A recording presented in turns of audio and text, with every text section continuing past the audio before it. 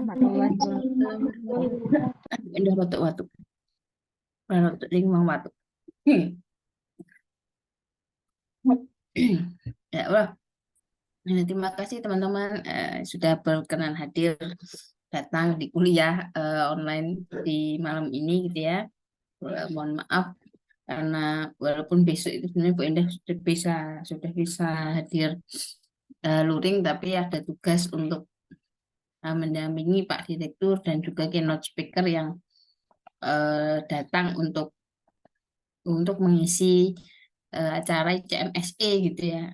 Nah, jadi sebenarnya Bu Endah usulkan 2 rombel ikut semua karena CMSE sekarang kan fokusnya di pendidikan gitu ya.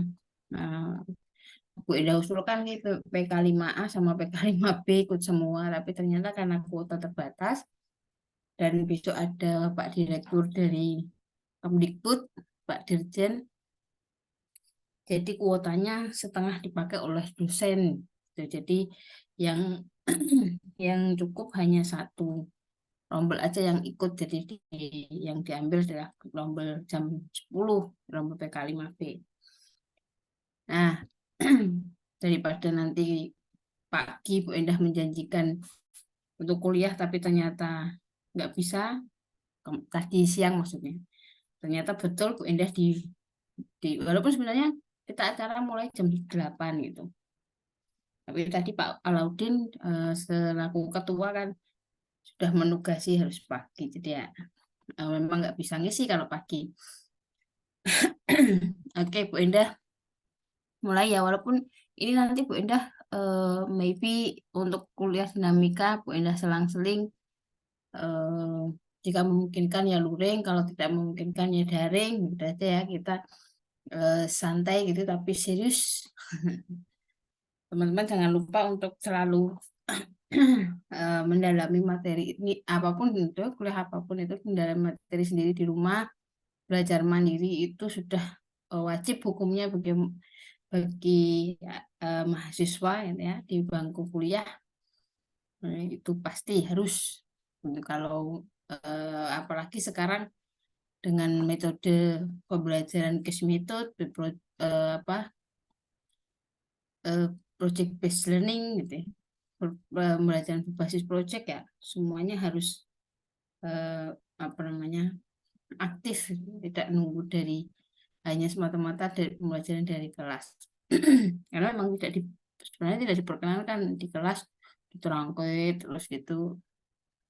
Di SMA pun sekarang sudah mulai dibuatkan proyek, pembelajaran proyek, kemudian beberapa minggu off untuk mengerjakan proyeknya masing-masing yang harus sebenarnya kalau di proyek itu paling bagus adalah kita multidisiplin. Multidisiplin jadi hanya harapannya ketika kita membuat proyek yang komprehensif gitu ya. Misalnya istilahnya kita membuat suatu perusahaan yang mana memproduksi barang tertentu misalnya. Nah, punya produk A gitu ya. Jadi di dalam satu perusahaan itu ya harus ada yang membuat produk, ada yang bisa membuat produknya, ada yang bisa apa namanya mencari bahan bakunya yang paling bagus, kemudian ada yang bisa memanage pegawainya, ada yang bisa membuat pemasarannya, ada yang bisa mengatur keuangannya. Itu kan harus secara komprehensif, harusnya sebenarnya proyek itu seperti itu gitu ya. Tapi untuk proyek skala kecil ya terdiri dari beberapa anak kimia gitu, satu satu disiplin ilmu juga bisa saja.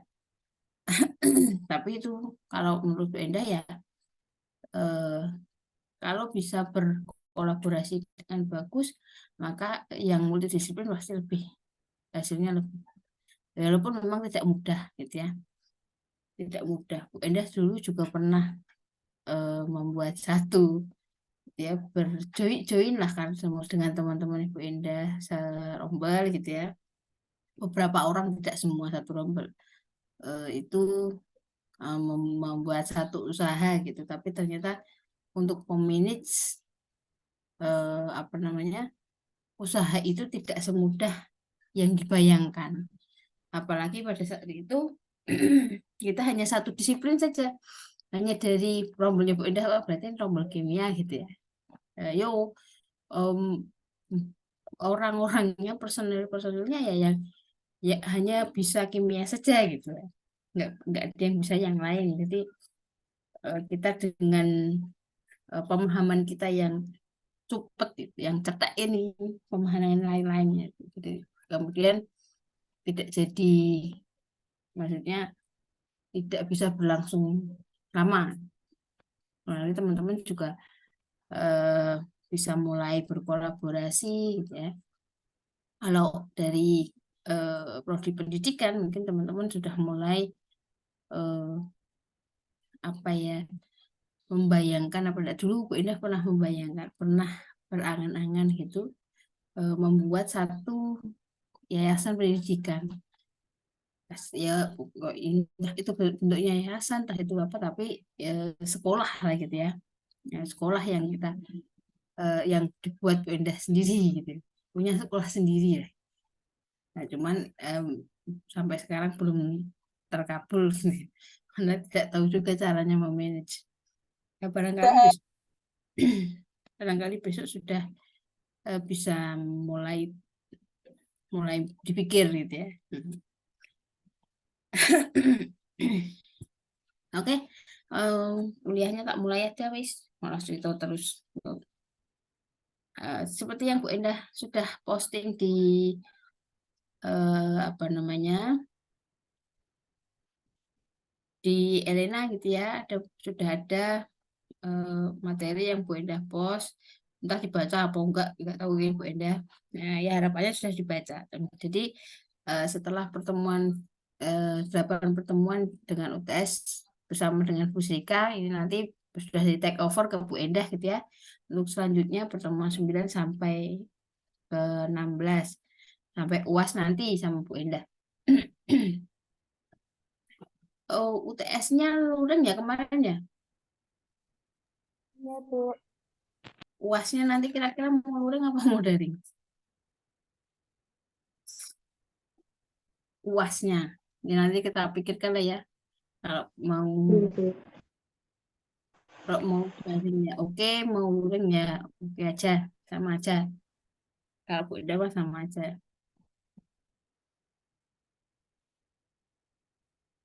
Mau luring ya boleh. Nah, jadi pertemuan 9 materi lanjutan dari yang sudah disampaikan Bu Srika itu kita nanti membahas tentang persamaan Arrhenius yang mana kita mempelajari atau mendalami terkait pengaruh temperatur terhadap laju. Jadi seperti yang teman-teman tahu bahwa ketika eh, kita punya suatu reaksi kimia, nah kita mau menentukan eh, apa laju reaksinya seberapa, kan kita pakai persamaan P sama dengan K kali konsentrasi A gitu ya, pangkat M, konsentrasi B pangkat N. Nah, ketika reaktannya itu A plus B gitu ya. Nah, dari persamaan itu kan sebenarnya tidak ada, kalau dilihat dari persamaan laju reaksi kan tidak ada T di situ, tidak ada faktor temperatur di sana ya. Nah, tidak ada faktor temperatur di situ. Jadi eh, kemudian dari persamaan itu kita bisa berangan-angan loh. Nah, oh, itunya mana? T-nya itu di mana gitu ya. Temperaturnya itu berpengaruh di mana. Padahal seperti yang kita tahu bahwa sebagian besar laju reaksi itu dia terpengaruh apa namanya bergantung gitu pada temperatur. Jadi ketika temperaturnya dirubah atau dinaikkan misalkan, itu berarti apa, laju reaksinya juga akan cenderung naik. Ya, walaupun tidak semua, pasti ada pengecualian gitu ya. Ada beberapa reaksi juga yang dia harus suhunya diturunkan, misalkan kita bekerja dengan nitrat. Jadi kalau suhunya nggak diturunkan, mah dia nggak bisa bereaksi. Ya kondisi optimalnya apa namanya, sebenarnya bukan diturunkan itu karena kita dari ambient temperatur gitu ya. Jadi dia baru bisa bereaksi ketika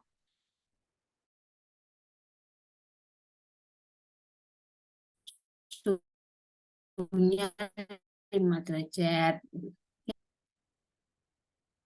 Nah, itu internet kok. Nah, ruang lingkup yang kita pelajari di sini ada kita membahas tentang energi aktivasi, kemudian pengaruh temperaturnya seperti apa. Nah, pengaruh temperatur itu yang dikemas dalam persamaan Arrhenius. Nah, kemudian berlanjut dengan penentuan energi aktivasi dan juga pengaruh dari faktor sterik. Ya, dan ada beberapa soal yang sudah Bu Endah cantumkan di PPT di bagian terakhir. Nah, teman-teman pasti sudah nggak asing dengan diagram ini ya, diagram energi untuk reaksi eksotermis.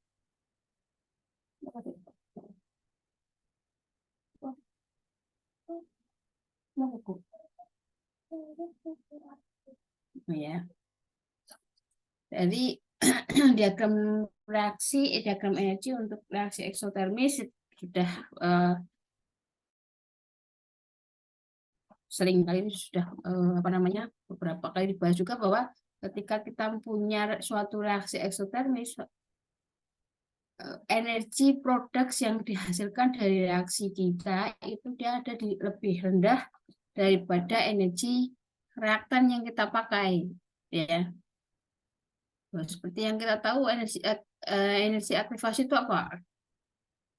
Energi minimal yang dibutuhkan untuk dimulainya suatu reaksi, yang dibutuhkan untuk dapat bereaksi minimal. Jadi batasnya itu adalah energi aktivasi. Lebih besar atau sama dengan EA baru molekul itu dapat bereaksi gitu ya. Nah, ketika kita punya reaksi, ketika reaksinya itu apa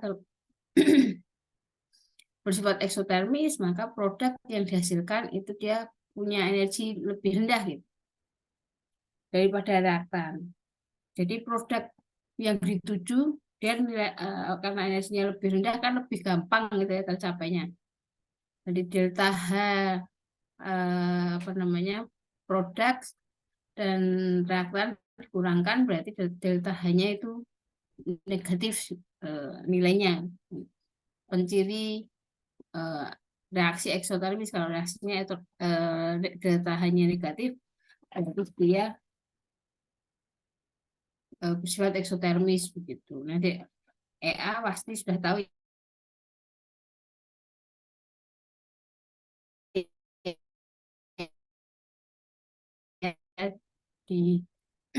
dibutuhkan minimal agar dia terjadi reaksi itu. Jadi kalau ini dia tidak terlampaui maka produk ini dia tidak akan terbentuk. Ini salah satu contoh reaksi eksotermis itu reaksi pembakaran karbon menjadi CO2.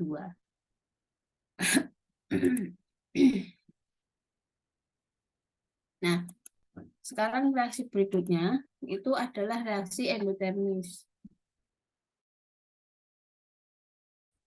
Reaksi endotermis seperti yang dilihat gitu ya di diagram energi, reaksi endotermis energi produk yang dihasilkan itu dia lebih tinggi. Jadi untuk mencapai produk itu butuh energi, butuh effort yang lebih gitu ya. Agar bisa terbentuk. Jadi reaktan itu harus melompat kasarannya gitu ya biar produk itu terjadi. Jadi dia nilai EA-nya lebih tinggi, kemudian delta H yang dimiliki gitu, bernilai positif.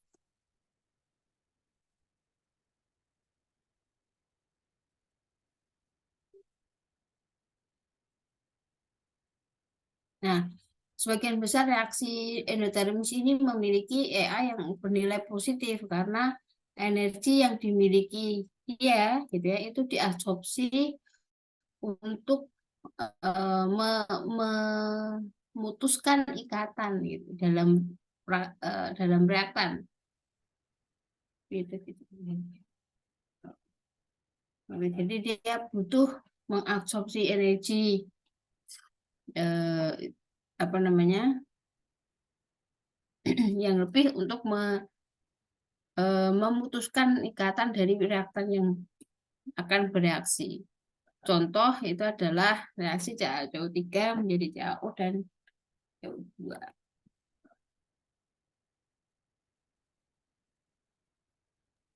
Nah Izin ini bertanya, Bu. gimana? Ya, Izin bertanya, berarti untuk yang reaksi endotermis itu lebih ke reaksi penguraian gitu. Kalau yang eksotermis, endotermis, ya.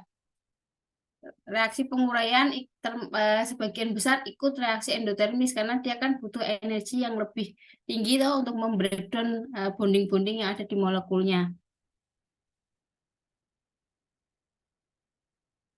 Tadi siapa yang tanya ya? Anggi, Bu, terima kasih banyak. Saya, Bu, kayak Miss aja. Oh iya, oke. Jadi dilihat saja kalau memang dia itu apa namanya biasanya biasanya kita mencerikannya gitu ya. Kalau menjadi dia menjadi unsur-unsurnya menjadi itu penguraian kemudian disosiasi itu dia cenderung butuh apa namanya energi yang lebih. Walaupun tidak semua ya ada beberapa yang dia memang apa cenderung bersifat eksotermis.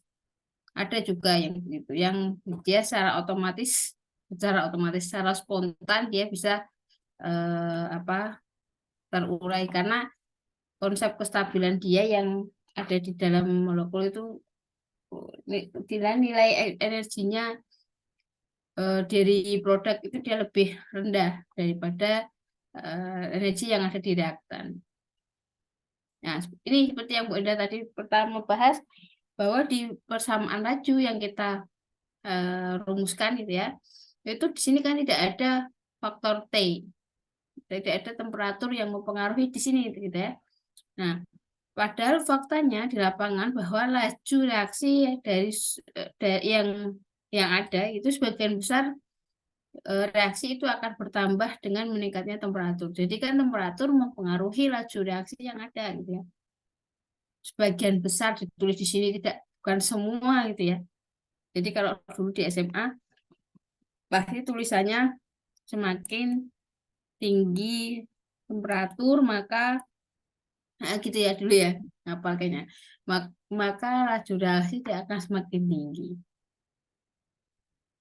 Kalimat itu betul tapi tidak bisa berlaku untuk semua reaksi. Ya, mulai sekarang sudah diluruskan gitu.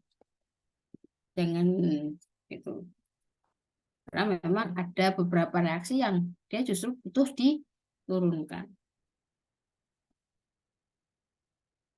Nah, disinilah Arrhenius itu mengolah gitu ya, mengolah dan mengamati hasil-hasil percobaan tentang radiolasi yang dilakukan. Nah, Arrhenius itu dia mengamati bahwa ketika kurva, ini dia mengolah data gitu ya, dia punya data sedemikian rupa, kurva Lenka diversuskan seperti itu dia akan menghasilkan garis lurus pada hampir semua kasus radiasi. Jadi ketika kita punya data K dan seperti kemudian K-nya itu dilenkan secara matematis dan juga eh, di analisis secara grafis dia akan menghasilkan garis lurus. Nah, dari dari kurva yang dihasilkan itu dia memiliki nilai gradien yang selalu bernilai negatif yang merupakan karakteristik dari suatu reaksi sebenarnya. Nah, kemudian Arrhenius merumuskan jadi persamaan Arrhenius yaitu K sama dengan A kali E pangkat min EA per RT. Sebenarnya A itu ada rumusannya sendiri kenapa kok jadi A. Tapi itu nanti kalau dibahas kalau pas udah S2 gitu ya. Nah, jadi K sama dengan A kali E pangkat min EA per RT. Sehingga ketika persamaan Arrhenius K ini disubstitusikan ke persamaan laju reaksi kita ini, gitu ya, kan ada K-nya ya. Itu akan menjadi V sama dengan A kali E pangkat min EA per RT kali konsentrasi A pangkat M kali konsentrasi B pangkat N. Nah, ketika sudah dalam bentuk seperti ini, hukum laju reaksinya, maka akan terlihat seberapa pengaruh temperatur itu terhadap laju kita, terhadap laju reaksi kita. Gitu ya. Nah, ini secara matematis gitu ya untuk mengolah, karena kalau kita dalam bentuk eksponensial itu kan operasinya cenderung lebih sulit, makanya diolah. Nah, saking pinternya itu mengolah data gitu ya, diolah. Ketika ini dikalikan ln, maka ln K sama dengan ln A kali E pangkat min EA per RT. Ln A kali B itu sama dengan ln A min ln A plus ln B. Aduh, ya Allah. Nih, aku sakit nih. Nah, sehingga dia menjadi ln K sama dengan ln A min EA per RT. Ini kan turun ya. Ln E itu sama dengan 1, maka menjadi persamaan itu menjadi ln A min EA per RT. Dipisah ini sebenarnya hanya biar lebih terlihat saja. Ln A min EA per R kali seperti. Jadi terlihat bahwa di sini ada operasional ln K, di sini ada seperti. Yang mana kita punya kedua data ini. Kan kita data EA nggak punya. R kan hanya 1. Ketika membuat grafik kan harus punya variasi data gitu ya. Nah, ketika kita punya ln K dengan beberapa variasi, kemudian seperti, nah, ln K yang diperoleh pada temperatur tertentu, sebentar, minum.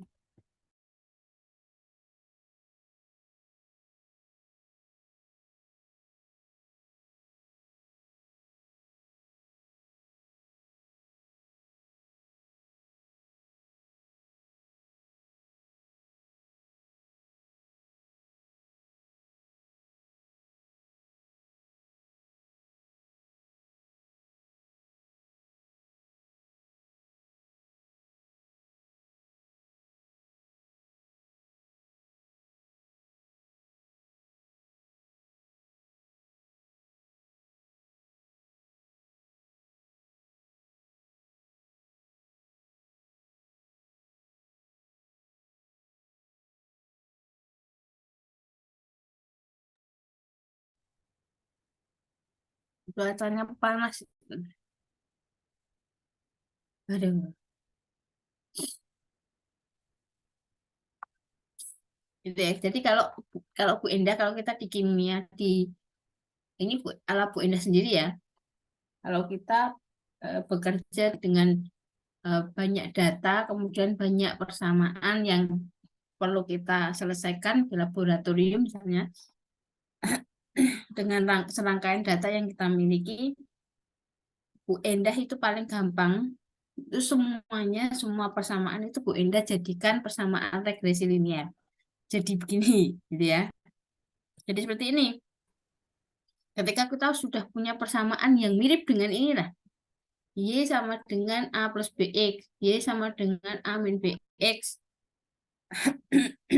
Kalau dulu A dulu gitu misalnya B sama dengan AX plus C, gitu ya dulu ya. Ada yang begitu. Apapun simbolnya, tapi yang jelas bentuk persamaannya seperti itu. Ada sumbu Y dan ada sumbu X, gitu ya. Dan yang berbanding apa namanya langsung, yang langsung ada hubungannya, ada diketahui pengaruhnya, langsung berkaitan. Nah, ini kan juga sama ya.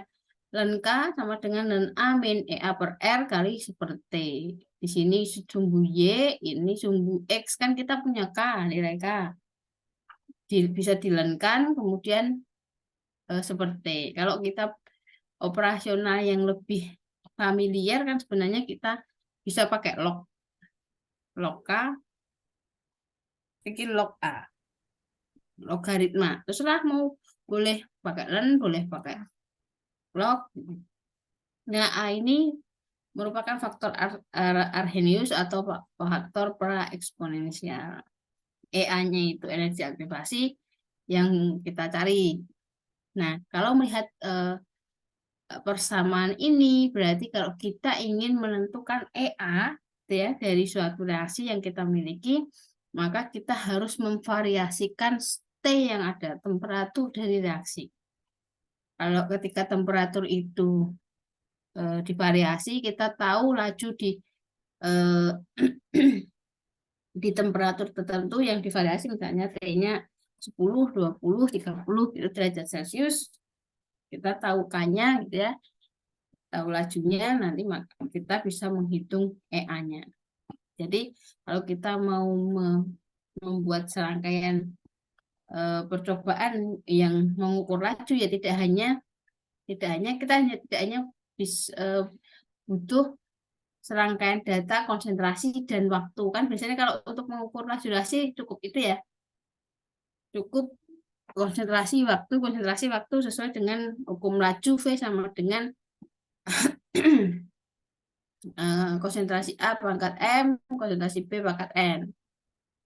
Tapi kalau untuk mengukur, kalau kita mau berlanjut ke pengukuran EA, jadi kita harus memvariasikan T-nya.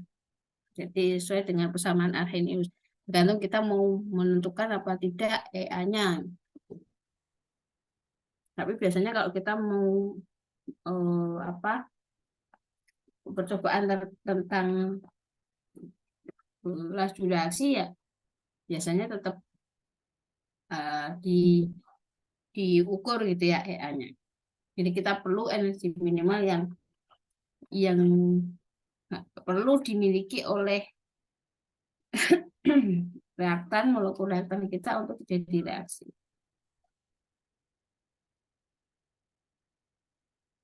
Nah, ini pembuktian teori bahwa ketika kita menaikkan suhu atau temperatur itu sebanyak 10 derajat Celcius, maka suhu itu akan laju reaksi dia akan naik 2 kali. Ya, ini pembuktiannya mungkin sudah pernah membuktikan sendiri dengan persamaan bahwa ketika dia dinaikkan 10 derajat sesuai dengan perhitungan, maka dia akan naik. Kalau ini sekitar 1,92, jadi dibulatkan jadi 2, naik sekitar 2 kali. Kalau ini ini penentuan energi aktivasi dengan metode grafik. Kalau yang ini diubah menjadi bentuk log gitu ya.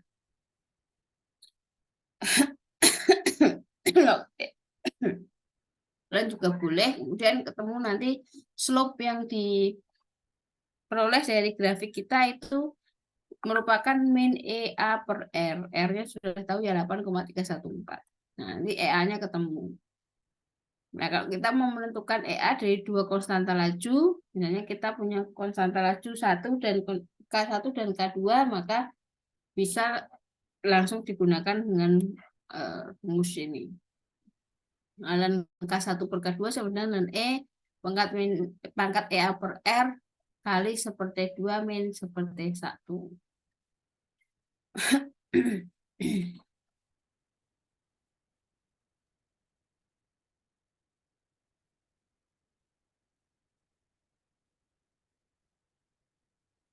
Nah, ini kita bahas sedikit tentang faktor Arrhenius atau yang dituliskan A tadi A, ya.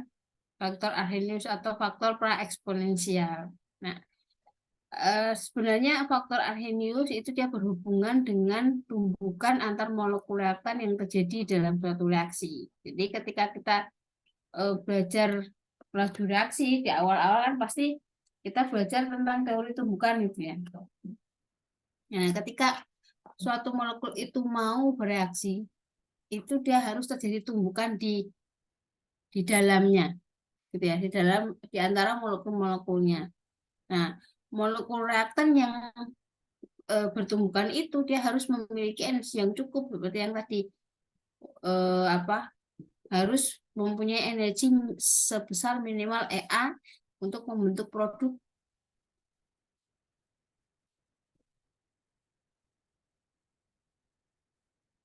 Untuk membentuk produk itu. Nah, total tumbukan yang terjadi dengan energi yang melampaui EA, jadi dengan energi minimal EA itu kita bisa dihitung dengan menggunakan persamaan total collision kali E pangkat min EA per R. Total kolisi itu ya total tumbukannya gitu ya. Total tumbukannya seberapa.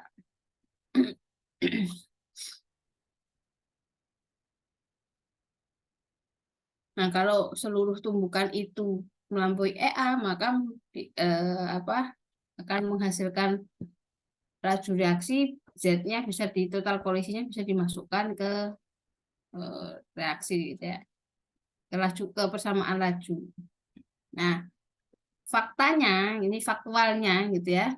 Itu laju reaksi yang kita amati di dalam percobaan gitu ya, di lapangan yang ada.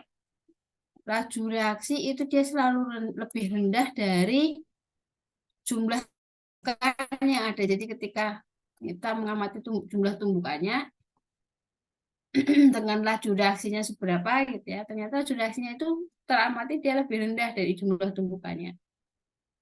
Nah, apa penyebabnya? Jadi kan harusnya ketika kita belajar teori tumbukan, tumbukan molekul harus dia bertumbukan dulu baru terjadi reaksi. Ya. Logikanya kalau molekul itu bertumbukan berarti harus jumlah tumbukannya itu yang menunjukkan laju reaksinya. Tapi ternyata nilai laju reaksinya lebih rendah dari jumlah tumbukannya. Nah, setelah dianalisis maka disimpulkan bahwa hanya tumbukan yang bersifat efektif saja yang dia menghasilkan reaksi, yang bisa menghasilkan reaksi. Tumbukan yang efektif dia terkait dengan faktor sterik dari molekul yang kita miliki atau orientasi molekulnya seberapa besar. Jadi kalau dia orientasinya meruah istilahnya, dia kan cenderung lebih susah gitu ya untuk terjadi tumbukan efektif. Entah itu dia mental lagi pisah atau dia hanya singgungan saja, ada yang bisa langsung gabung, ada yang tidak. Nah, ini kemungkinan tumbukan yang terjadi di antara molekul-molekul reaktan. Kalau kalau posisinya pas gitu ya, dia bisa langsung terjadi reaksi. Gitu. Orientasi molekulnya untuk bertumbukan itu tepat. Gitu. Ini contoh reaksi alkosterik, reaksi dari Cl plus NaCl yang menjadi NO plus Cl2. Jadi ketika dia ini molekul Cl-nya, yang ini NOCl. Ya, setelah dia terjadi kolisi, hijaunya gabung jadi satu, jadi Cl-nya dengan Cl, kemudian N-nya dengan O. Ya, ini menunjukkan bahwa terjadi tumbukan yang efektif ini seperti ini. Nah, kalau tumbukan itu tidak efektif, salah.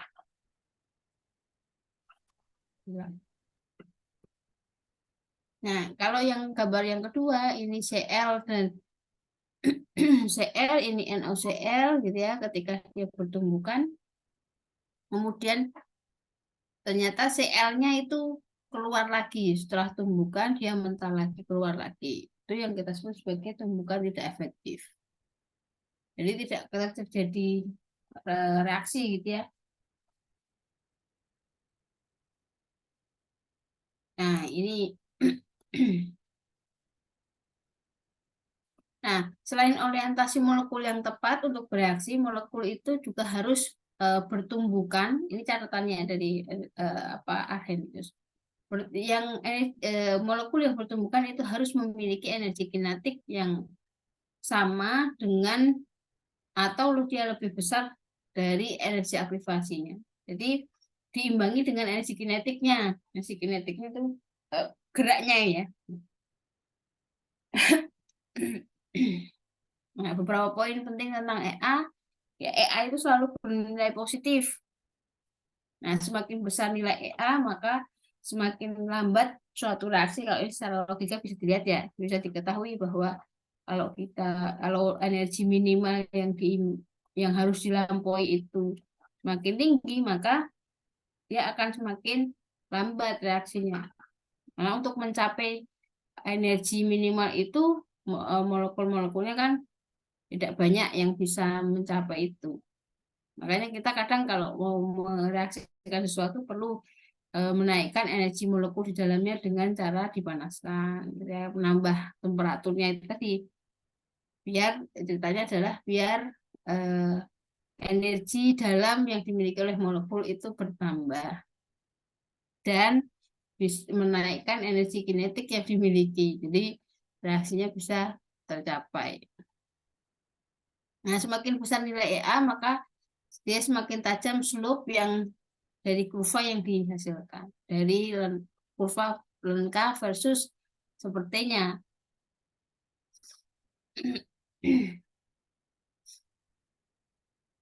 Nah, secara langsung gitu ya, nilai EA itu dia tidak berubah dengan adanya temperatur.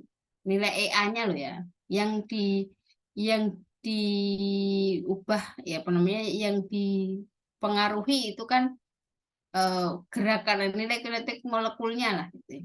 Energi yang dimiliki oleh molekulnya untuk bisa melewati EA gitu, agar terjadi reaksi. Ini soalnya nanti silakan dikerjakan ya, ada di Elena, dibuka saja nanti boleh dikerjakan. Bu Endah lanjutkan ke apa hukum laju dulu saja. Sampai sini ada yang mau ditanyakan dulu enggak?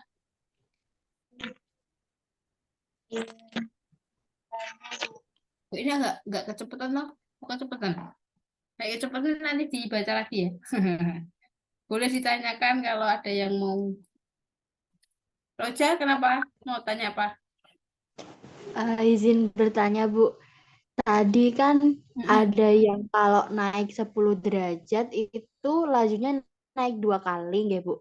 Nah, itu tuh apakah Mm. memang hasil percobaan atau bagaimana, ya, Bu? Apakah apa?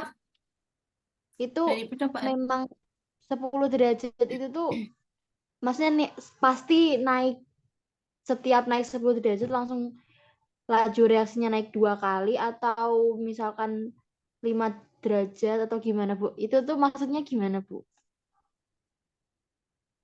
Oh, ketika kita jadi itu setara lah disetarakan gitu ya. Maksudnya Roja itu ketika kita mau menaikkan hanya setengahnya gitu ya, Hingu. Apa itu Nggih, berlangsung misalnya dinaikkan hanya 5 atau hanya 2 gitu ya. Nah, tahu maksudnya? nggih, nggih. Itu tuh maksudnya apakah Nggih, Bu. apa juga pengaruhnya kan sama itu sebenarnya kalau lebih lebih cenderungnya dia ketika dinaikkan langsung 10. Jadi pengaruhnya yang ke setengahnya 5, kemudian misalnya 7 derajat, 6 apa ya, 6 bilang besar lah. 6 derajat itu tidak tidak serta-merta langsung pengalinya di dua, pengali dua itu dibagi itu enggak ya.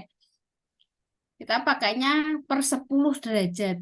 Pengaruhnya dia tidak berbanding lurus langsung eh, dari 1 ke 10 itu enggak. Jadi ya 10, 20 kelipatan 10. 10, 20, 30. Jadi kalau eh, apa namanya dia dinaikkan 5, Bu Indah pernah nyoba itu di percobaan, pakai percobaan sendiri ya. Dinaikkan 5, dia ternyata kurvanya itu enggak lurus gitu loh. Dia apa namanya? Pengaruhnya itu enggak langsung garis lurus itu enggak. Jadi yang memang yang muncul itu 10, 20 gitu. Dari percobaan tadi, dari hitungan tadi kan sebenarnya 2 kali lipat itu, saya tak lihat ya. Itu juga hasil dari setelah dihitung-hitung kan munculnya sebenarnya 1,92 atau Roja. Nah, tadi. Nggih. Nih ya, ini kan sebenarnya dia munculnya 1,92, hanya di apa dibulatkan jadi 2 kali lipat. 2 kali lipat gitu. Jadi sebenarnya pengaruhnya nggak garis lurus langsung bisa dibagi apa namanya dengan kenaikan suhunya itu enggak. Itu ya, Itu mungkin maksudnya berlaku Bu Enda untuk ya. semua reaksi atau nggih, Bu? Semua reaksi ketika dia Itu bukan semua. semua reaksi. Jadi reaksi yang dia apa namanya kenaikan temperaturnya itu berpengaruh gitu ya. Karena ada reaksi yang kenaikan reaksinya itu justru menghambat, itu ada. Itu yang jadi pengecualian reaksi itu. Nggih, Bu. Ya, terima kasih, Bu. Ya, ada belum itu ya. Kalau Bu Endah itu lupa reaksinya. Kalau reaksi yang contoh satu reaksi yang mana dia kalau ketika suhunya dinaikkan itu reaksi nitrit apa ya kalau nggak salah. Kalau kita bekerja dengan nitrit itu dia kalau suhunya mau naikkan justru malah apa lajunya dia melambat. Dia nggak jadi reaksinya. Dia butuhnya suhunya diturunkan.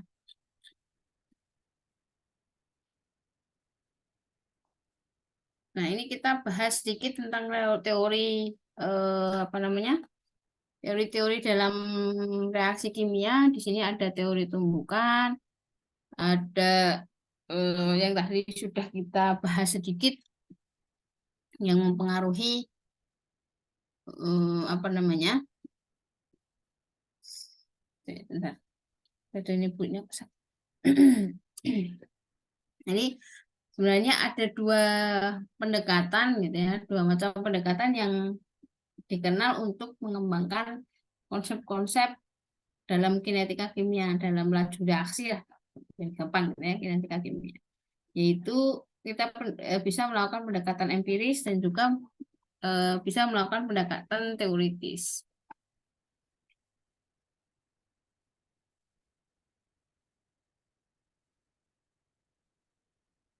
Oke. Nah, pada pendekatan teoritis, saya anak sebentar tak nganu bayi.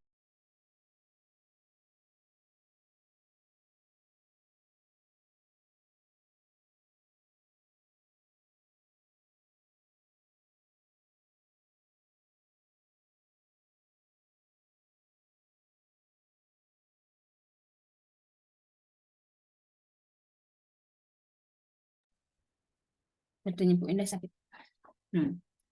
Wis ibu habis melahirkan yang ini. Pada pendekatan teoritis itu dikembangkan menggunakan model-model hipotesis gitu ya dari perilaku partikel-partikel reaktan dalam interaksinya dengan partikel yang lain. Nah, secara teoritis ya kita hitung berdasarkan dari besaran kinetik yang kita miliki. Kalau pendekatan teoritis kita tidak hanya dapat meramalkan besarnya laju reaksi, tapi juga bisa merumuskan alasan kenapa laju reaksi itu lebih cepat dari yang lain.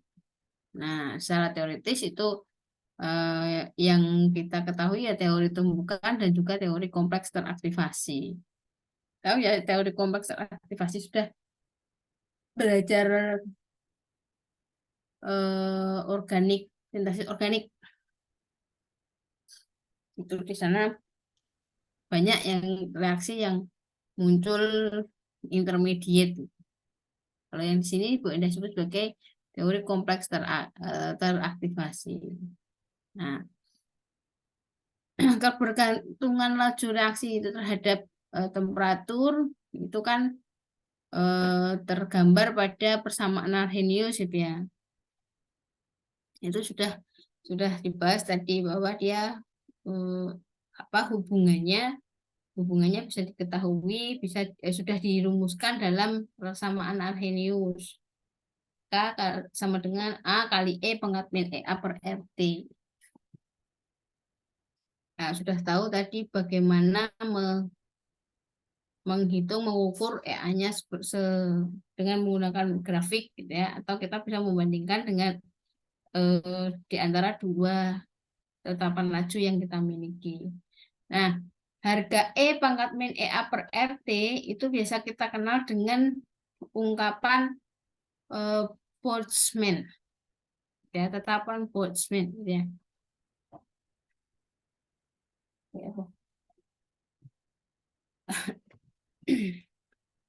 Yang mana tetapan ini dia mengekspresikan fraksi partikel yang memiliki energi cukup, atau minimal sebesar EA gitu ya, untuk melangsungkan reaksi gitu. Nah, besarnya energi minimal ini yang dibutuhkan oleh sistem itu disebut dengan energi pengaktifan atau EA. Jadi energi itu toh minimal yang dibutuhkan. Nah, ungkapan Boltzmann ini kan karena di situ mengandung EA ya, berarti dia menunjukkan gitu, mengekspresikan fraksi partikel yang punya energi cukup itu seberapa banyak gitu. Bisa ditunjukkan dengan itu. A dan EA itu kita sebut sebagai parameter Arrhenius. Contoh parameter Arrhenius ini untuk reaksi order 1 atau reaksi order 2, masing-masing punya nilai A dan nilai EA. Pak Laudin.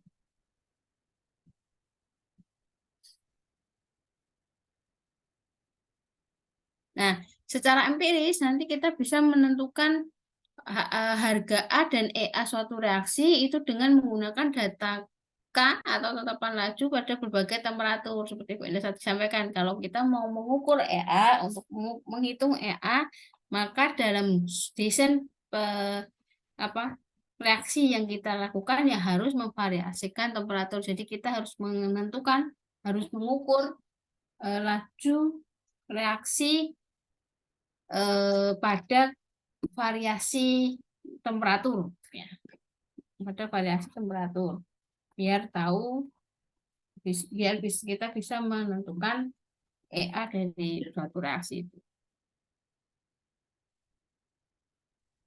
Ya, sih sakit.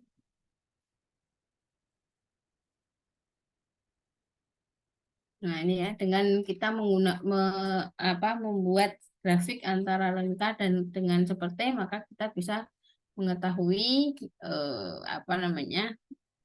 EA-nya dengan melihat beberapa nilai slope-nya. Ini contoh reaksi penguraian A menjadi hasil itu diketahui pada berbagai temperatur nilai K-nya seberapa.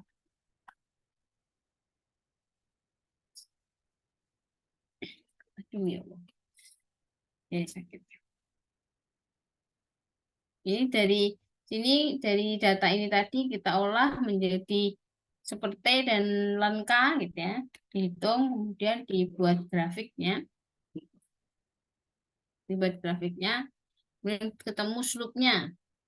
Ya, ternyata diperoleh persamaan garis lurus Y sama dengan min 2,1415. 10 pangkat min 3, 10 pangkat 3, X plus 10,741. Ya, ini sudah bisa ya kalau misalnya pakai Excel membuat grafik begini, bisa toh? Atau pakai kalkulator. Oh, bisa ya, ya udah. Oke. Kalau pakai kalkulator bisa enggak? Kalau nggak bisa buka laptop. Nyoba, Bu. Ya, dicoba pakai kalkulator yang menentukan A dan B-nya. Kalau kalkulator itu beda persamaannya dia Y sama dengan BX plus A. Jadi slope-nya dia B. Kalau dipakai kalkulator ya jangan kebalik. dengan AX plus B. Kalau di buku-buku biasanya AX plus B. Nah, dari persamaan ini, persamaan linear ini diperoleh slope-nya 2,1415 kali 10 pangkat 3. Yang mana ini nilai ini merupakan nilai EA per R. Nah, nilai EA-nya bisa diketahui 4255,16 itu di apa namanya? Hitung gitu ya. Nah, kalau kita mau membuat persamaan lain dari persamaan satu itu yang tadi, persamaan Arrhenius ya, satu nih kita lihat nih. Persamaan Arrhenius tadi K sama dengan A kali E pangkat min EA per R T, itu kita bisa menuliskan dalam bentuk lain, yaitu min RT ln K. Min RT ln K delta G. Nah, delta G star itu merupakan fungsi Gibbs pengaktifan. Ya, wah, kok indah kok enggak sakit.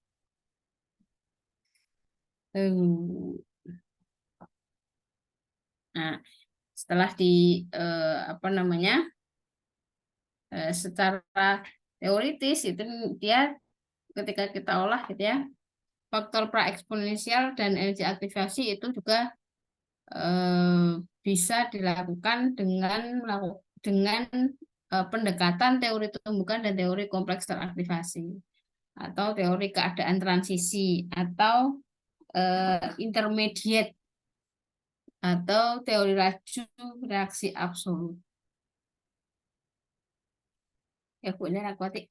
Nanti itu ya, setelah ini teman-teman silahkan dikerjakan dulu atau sudah dikerjakan itu soal yang di PPT halaman terakhir yang tadi. Kalau yang di PPT itu ada soal yang sudah dimasuki Elena dan ada yang belum dimasuki. Kalau yang udah Insya Allah sudah. Sudah ya, berarti dilanjutkan yang belum tak masukkan ya, ada 3 lanjutannya ya kayaknya. Yang di terakhir, problem set kan 3 sudah tak masukkan.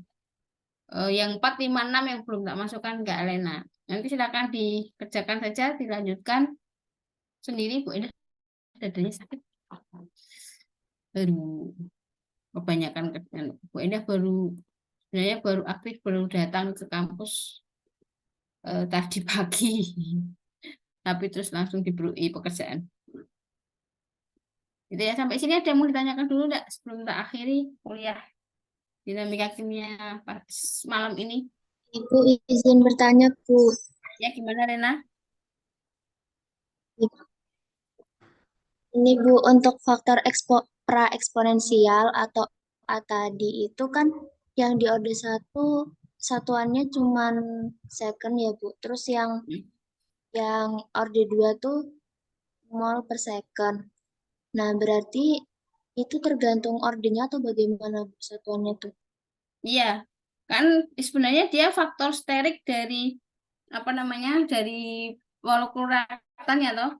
Jadi dia pengaruhnya seberapa besar, dari kayak sama dengan orde reaksi itu kan seberapa banyak konsentrasi reaktan itu mempengaruhi laju reaksi kan gitu. Sama halnya dengan faktor praeksponensial yang dia sebenarnya secara fisik itu menunjukkan faktor steriknya, faktor sterik dari molekul yang bereaksi.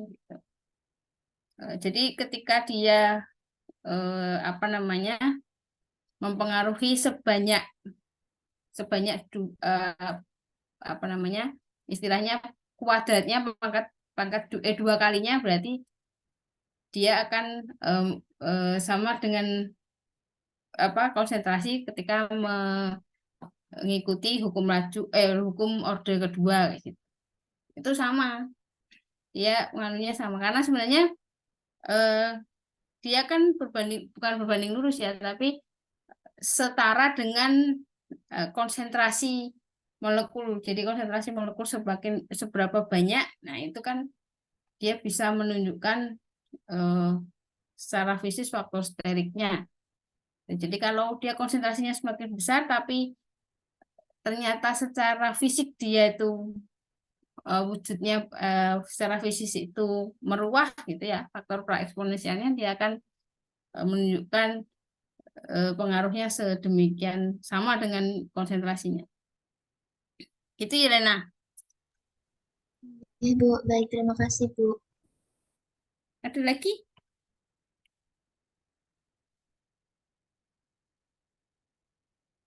Jadi memang kalau apa namanya faktor praeksponensial dia berbanding lurus atau bergantung bervariasi bergantung pada order reaksinya memang.